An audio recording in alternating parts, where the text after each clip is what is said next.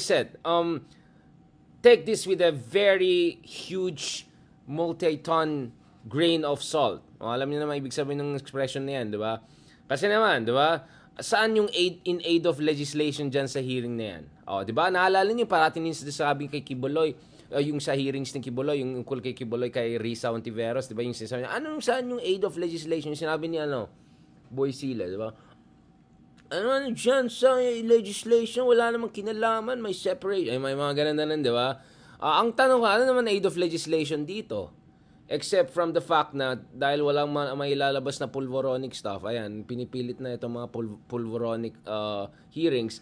But then again, this is happening. Many people are looking at this. So I thought in the interest of fairness, in the interest of relevance and timeliness, let's look at the highlights of itong hearings na ito na inedit ko kanina base doon sa ginawa ng Pinas News sa mga others. So, I'll come up with more edited version of kung may oras tayo.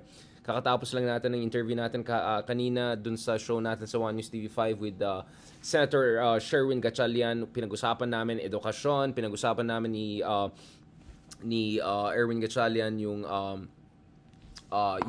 semiconductors, China's investment. So please, abangan nyo yan. Post ko yan once lumabas yan. Okay guys, don't worry about it. Ito. So thank you again kay, shoutout kay Senator Sherwin Gatchalian for that fantastic discussion. Isang oras kami nag-usap, parang wala lang. Matalinong tao yan, mautak yan, magaling yan. So anyway, speaking of Bato, balikan muna natin ang si Bato. Ayoko naman i-compare si Bato dun sa mga geeky, pero sige lang, patulan natin, Sige lang, patulan natin guys, kasi ay nako, talagang minamahal natin bayan. Okay eto, ilalabas ko rin dito para makita niyo mga ka-TikTok natin and all. Gamitin ko yung sarili ko na lang kasi alam mo, mahal-mahal ng internet ko. 4,000 a month almost guys. Ayoko na sabihin kung sinong provider. Basta ang provider na yan, hindi yun yung may-ari ng channel namin sa TV5. Alright? Alam mo sila naman. Ang mahal-mahal internet natin, pero 3-4 na devices pa lang, wala na, awanan. Nalpasan.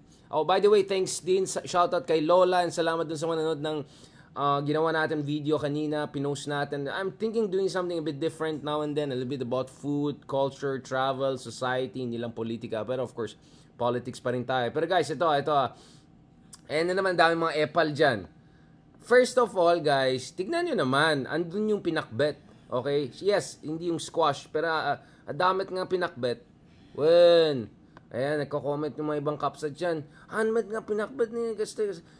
May pinakbet dyan, panoorin nyo kasi bago kayo mag-comment. Yan kasi nakakainis sa ating, minsan, ang gusto lang natin mag-comment, magkantsaw, magpa-cute. Manood kasi kayo ng buong video na yan, okay? Bago kayo mag-comment dun sa natin. Yan na yung bag ng gabi. Rabi kapsat. Yan nakisa. So anyway, bago maghanas yung iba, panoorin nyo yung buo, okay? Now, balikan natin ito. Ayan, may mga nasa TikTok. Pag may nang-aasar na iba, bablock ko na naman kayo. May size kayo dyan, okay? Grow up. Alright, grow up. Ito, guys. So, let's watch itong highlights na ito. Madam Damati pinakbet. Okay, let's watch itong highlights na ito.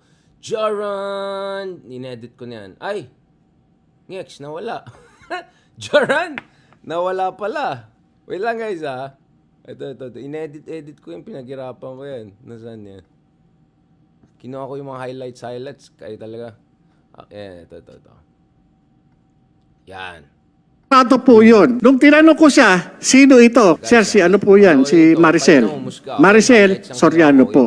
Ito, si ano po ito? Si Bongbong Marcos. Minumulto ang ating Pangulo. Hindi po sana darating dito sa sitwasyon na makakaladkad ang pangalan ng Pangulong Marcos kung ginagawa lamang ng PIDEA yung kanyang mandato. Lumalabas naman na puro kasinungalingan itong report niya. Gustuhin man naming imbestigahan yung mga allegations niya. Wala namang katotohanan. Siya lang po ang nagsasabi na may ganitong mga dokumento. Como ba ang nandoon Bongbong Marcos na presidente ngayon? Makita to guys. For in the interest of fairness talaga guys. Ito na. Tapatan natin ang... Ano po yun? Nung tinanong ko siya, sino ito? Sir, si ano po yan? Si Maricel. Maricel Soriano po. Ito, si ano po ito, si Bongbong Marcos. Minumulto ang ating Pangulo. Hindi po sana darating dito sa sitwasyon na makakaladkad ang pangalan ng Pangulong Marcos kung ginagawa lamang ng PIDEA yung kanyang mandato. Lumalabas naman na puro kasinungalingan itong report niya. Gustuhin man naming imbestigahan yung mga allegations niya. Wala namang katotohanan. Siya lang po ang nagsasabi na may ganitong mga dokumento. Como ba ang nandoon Bongbong Marcos na presidente ngayon? Maiipit ako ang lalagay niyo ron sa alanganin? Abay, malaking kalokohan to, Your Honor. Morales misrepresented himself when he applied with PIDEA in 2008 by intentionally omitting that he was previously charged and in fact dropped from the rolls or dismissed as a member of the PNP.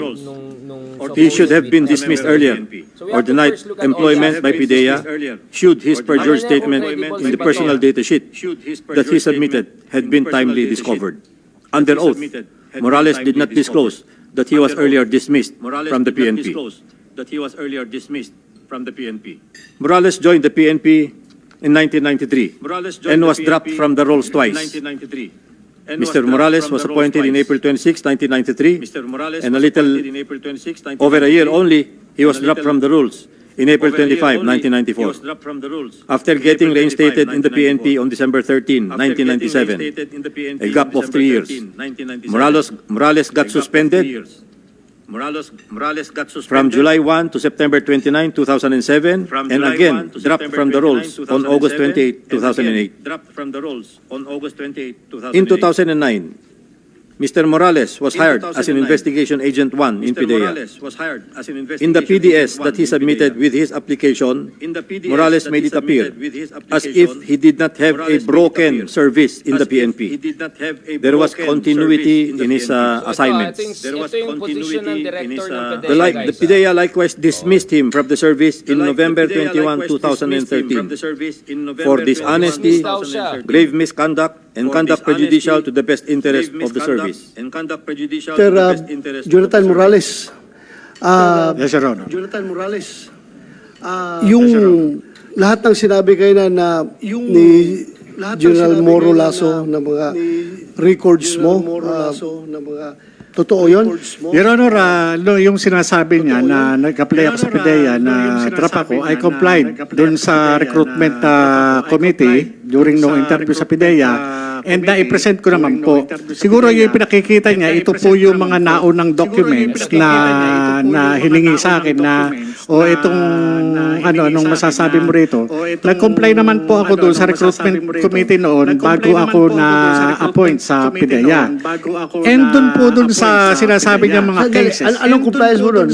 Nagsubmit po ako doon sa doon ng PDS at naka-state po ron na ako po ay na-drop sa PNP during nung aking recruitment. During your recruitment? Opo. Kaya nga po ako binigyan ng appointment kasi hindi naman po pwede na ako kasi ang appointment ko sa PIDEA is re-entry. Re-entry doon sa government.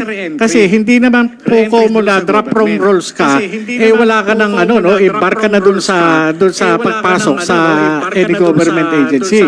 Drop pa lang po yun, hindi po yung Kaya nung time na yon, nung tinanggap po ako sa PIDEA at binerify naman po ito ng PIDEA, yun po yun, kasi nag-comply po ako doon sa recruitment process Ngayon po, yung sinasabi ni Director General Lasso na yung mga cases filed against us, hindi lang po ako kasi yung extortion dun sa kaso ni Mark Tan, yung pinail sa ombudsman ng NBI at nagkaroon kami ng criminal case sa Quezon City, ito po ay na-exonerate kami dun sa, for the record, Your Honor, exonerated po kami dun sa ombudsman at dun sa Quezon City RTC, panalo po kami.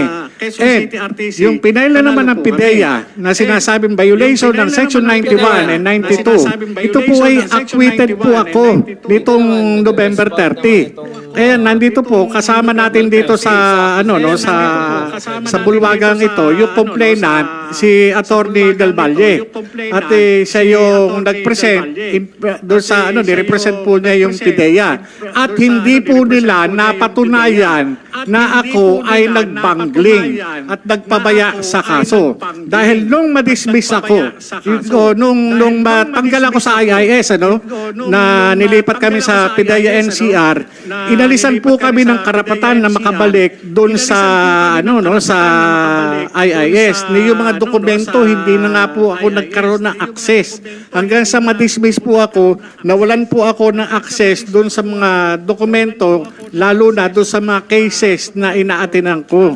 Kaya ang ginawa ng PIDEA bilang panghaharas sa akin, kinasuhan nila ako ng mga gawa-gawang kaso para masira po yung aking credibility. Yan po ang sa akin for the record, Your Honor, yung mga mga ibinato nilang kaso sa akin, talagang inaatinan ko po. Talagang sinisikap ko po talaga na patunayan na ako ay inosente. Ito po, nagtataka lang po ako, sa halip na bigyang pansin, yung mga records o yung mga classified documents na naandun po sa tanggapan ng IIS, bakit sinisira nila ang pagkatao ko? Bakit hindi nila pansinin yung nilalamang classified information na isinapubliko? Ako po, nagtataka po ako, kaya po ako lumabas. Gawa ng nananahimik po ako Nadamay po ako dito sa dokumentong pinresinta ng isang vlogger na si Maharlika. Hindi, nananahimik po ako Ang ko po dyan, ang tingin ko, nagkaroon po ng awayan sa loob ng PIDEA. Doon po ako nagtataka, ba't ako nadamay dito? Diba? Hindi ho kaya nag-umpisa ito doon sa ipinalabas na video doon sa social media na ang involved ay yung tila galit na galit na PIDEA Director General. Kasi kung titignan ninyo, yung video, hindi makakalabas ito sa publiko. Kinakailangan puntahan mo pa doon sa NBR para i-download mo mismo yung video. Bakit yung video nakalabas na dapat nasa pag-iingat ng Counterintelligence Office ng PIDEA? Hindi ho ba?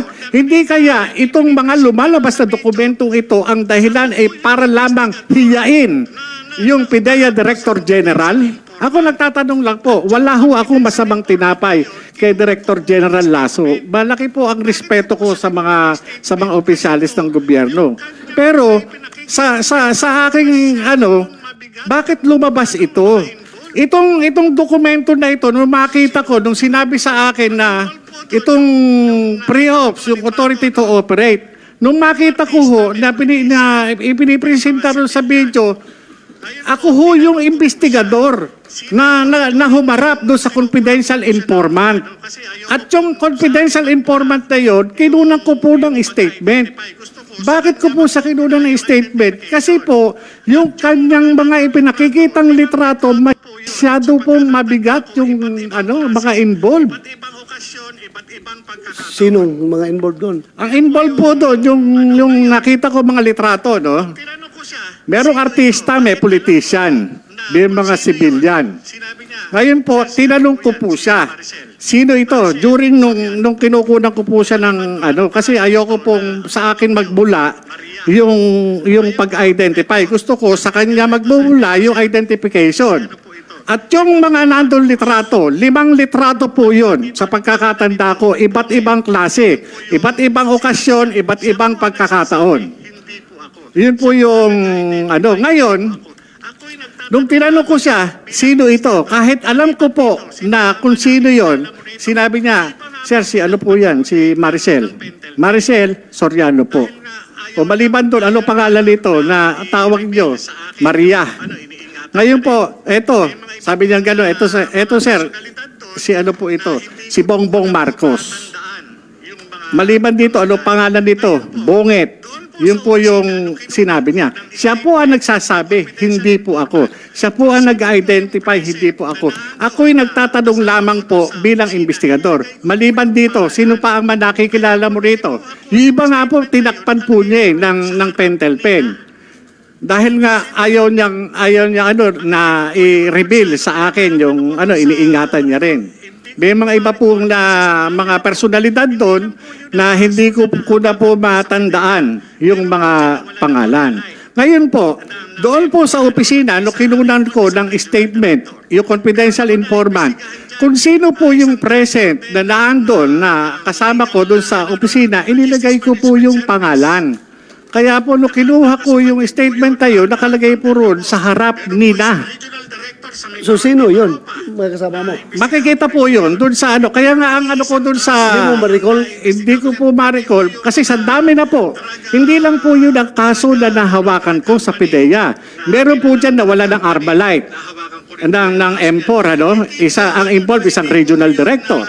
Meron ako na investigahan dyan, isang director din ng legal, Yun.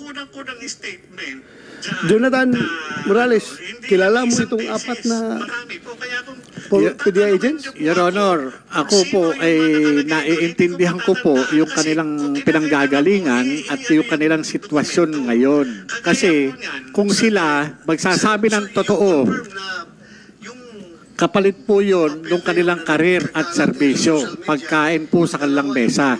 Naranasan ko po yan nung magsabi ako ng totoo.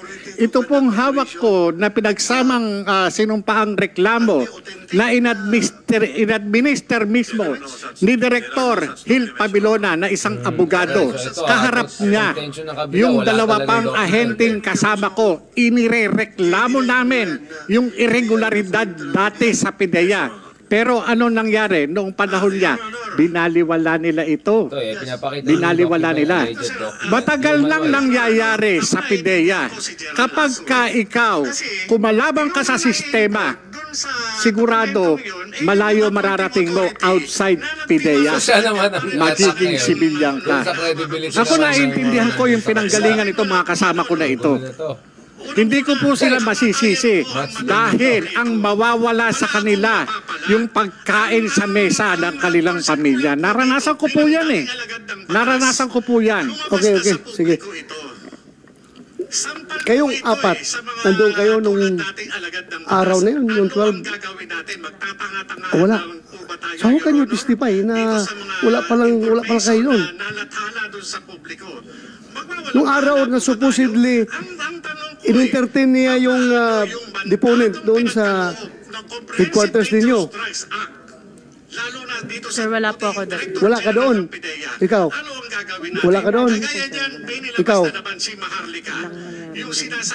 Ikaw. Wala ka. Your Honor, March 10 is a Saturday. Ha? If I may, Your Honor, March 10 is a Saturday, 11 is Sunday. Regardless, ang tanong ko kung nandun kayo, hindi, We were wala. not in the office at Oh, so you were not there. Yes, sir. So how can you testify na walang nangyaring ganun? Sir, sa statement po ni Kuya Jonats, ang sabi po kasi niya doon is, alam ko ng buong compound ng PIDEA kung ano yung nangyayari doon that day. And he could have been talking possibly before April 10, baka April 9, March 9. Kasi po sa pre-ops niya was dated March 10, which is 11. March 11, which is a Saturday, Sunday. Pero yung sabi po niya na alam po namin lahat at na-witness po ng mga kasama sa opisina na may taong pumunta doon at na-interview po niya, hindi po yung totoo, hindi po namin alam yun. Yun po yung nandun po sa statement namin. So, safe statement lang yun na wala kayo doon. Hindi yan totoo dahil wala kayo doon. Pinapasinungalingan po namin yung statement na alam po ng buong compound ng PIDEA yung nangyayari. So, what do you mean by alam na buong compound? Sinong mga ibang nakakaalam doon nung sinabi mo? Sa mga requirements, ano po? Jonathan? Nakapaghingi pa ako ng mga clearance eh. Nakapag-clearance pa po ako. Hindi ako makaka-transfer kung walang clearance na binibigay sa akin ang PNP. Okay. Nag-clearance po ako. Okay guys, sorry nagtataka hindi ko alam for some reason dito sa OBS na nilagay, hindi ko ma-interact directly from there. But actually, it goes to the important, so you can see what I'm trying to do is to show different side of this debate, guys. Para naman, kasi back and forth yan eh. Ka-question yung credibility ng witness. Yung witness, ka-question yung credibility ng director. Tapos, tapos yung director, question niya kung ito ay kasama pa sa PDEA. And then, babalikan niya. So, may part na, dun sa 21st minute, guys, I'm just trying to bring it straight there, na tinatanong rin yung mga ibang miyembro ng PDEA. So I'm trying to just load that part kasi sa tingin ko importante ako doon sa pinakikita ni alam mo, Director Jengay sa akin ang I'm trying to also bring that part, guys. nakapaghingi pa ako Kasi ang gulo nito eh. Kasi hearsay na lang nangyari dito eh. ni Parang ang question dito, saan ka maniwala? O anong... Pero ang problema naman kasi, guys, ang sineside niya, Marley ka. Ang ano niya, si Bato. I mean, like, that's the problem. Eh. Kaya ang dali i-dismiss din tong hearing na ito ng mga kabila. But again, ito, sorry guys, I just want to bring out this part. Sabi nila, hindi totoo. Pati si Bato naguluhan dito eh. Diba? Ano ba talaga? Operational report. So, please, also check yung hindi lang sinasabing director. May part kasi guys, in-interview din yung mga yung mga ibang member ng PDEA. I'm trying to bring this out. Wala siya dito. Hindi ko kasi na-upload itong sorry guys. Anyway, ang gagawin ko guys is i-upload ko rin yung yung highlight version na ginawa ko para makita niyo yung back and forth kasi ang haba nito. Tapos ano yun constantly yan back and forth, back and forth, back and forth, question here, question there. Pero yun nga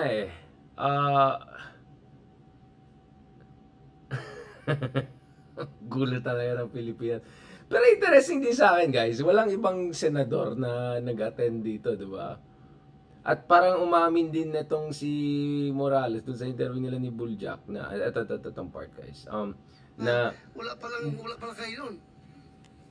Ito Nung anak kanilang pamilya, naranasan ko po yan eh. Naranasan ko po yan. Okay, sige. Kayong apat, nandun kayo nung araw na yun, yung 12. Wala. So how can you testify na wala pala kayo nun? Nung araw na supposedly in-entertain niya yung deponent doon sa headquarters ninyo. Sir, wala po ako that day. Wala ka doon. Ikaw? Wala ka doon? Po, sir, wala din. Ikaw? Walang nangyaring ganun. Ikaw? If Wala I ka? may, Your Honor, March 10 is a Saturday. Ha? If I may, Your Honor, March 10 is a ay Saturday. hindi ko pala nalabas 11 is dito sa Sunday. labas, no? Regardless, ang tanong ko kung nandun kayo, We hindi. were Wala. not in the office on Oh, so you were not those there? days. Yes, sir. So how can you testify na walang nangyaring ganun? Ito. Sir, sa statement po ni Kuya Jonats, ang sabi po kasi niya doon is, alam po ng buong compound ng PDEA kung ano Kasi yung ang claim niya, nangyari lahat ng that PDEA, alam, day. sabi And ng he mga could have to, been talking wala nga sila sa possibly compound ng before, araw na yun, Sunday yan, Sunday, Saturday. April 10, baka April 9. Pero, ay, March 9. Kasi Gulo po sa nito. pre-ops niya was dated This March is like the 10, which most is, magulong. 11. March Tapos si 11, Bato which pa is a yung in Saturday. charge. Sunday. Pero, yung sabi po niya na alam po namin lahat at na-witness po ng mga kasama sa opisina na may taong pumunta doon at na-interview po niya, hindi po yun totoo, hindi po namin alam yun. Yun po yung nandun po sa statement namin, sir. So, Okay. Ang gulo na to guys. Okay, so, sorry, ang gulo na rin tuloy yung ano natin, yung media natin dito. Kasi I wanted to directly post, pero don't worry guys. Ipopost ko yung mga highlights na ginawa natin around, I compressed it into around 11 minutes or so, something like that. Kasi ang haba nito. Pero may back and forth. Tapos, napansin ko, yung mga tao nagre-react, depende on where you stand on the issue. Parang nag-zone out na lang ang mga tao. Pag itong part ayaw niya, zone out. Tapos sobrang sobrang extreme yung mga responses. Yung ibang responses, ina-attack si Bato, ina-attack yung witness, yung iba naman, ina-attack naman yung kabila, di ba? So, this is crazy, guys. So, if you look at it, itong circus-like na interview na ito, hearing na ito, whatever you want to call it. Again, it's not clear to me how is this in aid of legislation. Kasi yun yung argument ng kabila dati nung laban dun sa Kibuloy hearings na paano ito naging aid of legislation. Ang tanong ko na, paano na ito naging in aid of legislation? At also, of course, ang tanong ko rin dito is how is this, I mean, considering how sensitive the matter is, and considering how high yung stakes involved here are, bakit isa lang senador nandun sa buong hearing na yan, di ba? And the senator who happens to be not only aligned with, ito yung, some would even say, factotum of the former president, to be honest about it, or put it not so nicely. So for me, I don't know where this is gonna go unless, and then hearsay, kabila, kina-question credibility ito, kabila, question credibility, tapos, ang source pa nito, si Buljak TV. I mean, ako naman, para sa akin, I don't know how to approach this, to be honest, because kaya nga I just laid it out there, bahala na kayo. Kasi ang point ko, guys, is ang point ko, guys, dito is ang challenge rin dito is, are you gonna take this thing seriously at all? Again, as you can see, parang nakataas yung kilay natin dyan, di ba? Parang Bato yung nag-hearing, eto sino tong mga to, mukhang dismiss naman to, Buljak yung nagpapa. At the same time, it's a very big allegation. Some would say very questionable and big allegations. So, dapat ba, ano na lang, media blackout na lang natin? Kasi nakikita ko, guys, dito is nagkakaroon ng bifurcation eh.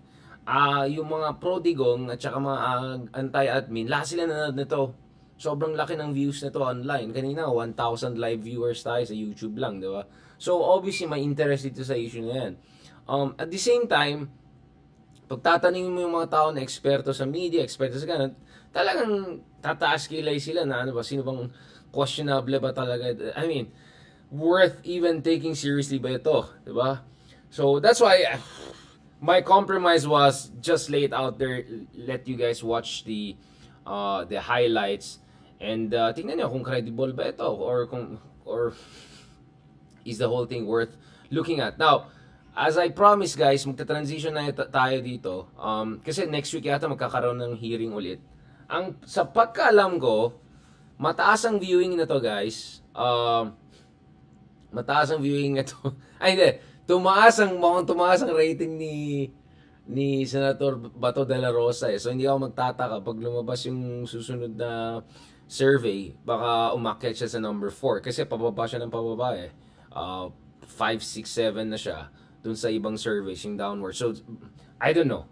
The reality is that this kind of hearings are also good for Bato in a sense of it puts him in the spotlight, at yung efforts ni Bato na balance siya, I don't know, it might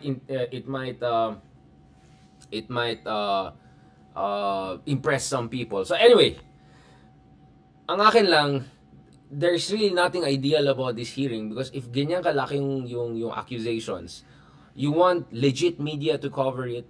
You want not only one but multiple truly independent senators to oversee it. You want to make sure yung witness is not someone who has been dismissed before or questionable before, or dapat walang bahit na duda dun sa witness na yan. So considering na napakabigat itong mga accusations na yan, some basics sa aking palagay, to be honest, some basics are really lacking here. Kasi sabi, hindi tatakbo si Batan, doon siya sa Surrey, tatakbo yan for sure for re-election. Kailangan niya tumakbo kasi alam niyo na, nagna-knock-knock yung ICC. And as I said kahapon, medyo ipit din niya yung isa dyan dahil may aspeto din ng gusto